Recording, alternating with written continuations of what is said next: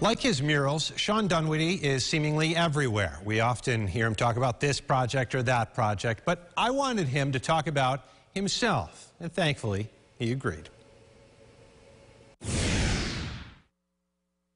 Even existed. I didn't even Shawn Dunwoody has a certain je ne sais quoi.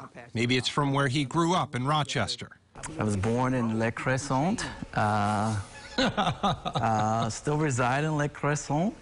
Or maybe it's because he, like his hero Frederick Douglass, yearned to throw off the shackles of expectations. I realized there's a value in who you are. It's not where you're at. Never place yourself at where you are and say that's who you're going to be. You're only confined as much as your mind will allow you to. And it's not just through your clothes and your personality, but it's through your work. You have invented yourself in a way. Yes, I guess that's a really good way of putting it. Invention, I wanted to be something that I wanted to see when I was younger. You said that back in the day when you were a teenager, you went on the street to do what you felt at the time you had to do. Yes. How did you break the mold? How did you decide, you know what, this isn't for me? I was always I was still a little off while I was out there, so everybody's like,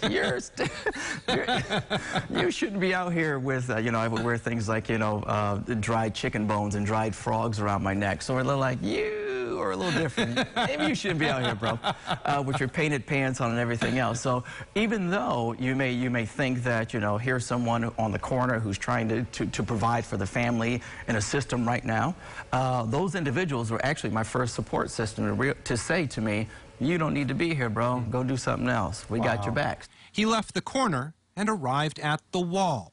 Murals, big and small, all over our area show off Dunwoody's talent. But to Dunwoody, it's not all about what you paint. It's also about who you paint with. He often pulls in and pays teenagers to lend a hand. A Tom Sawyer act, if you will, with a Dunwoody twist.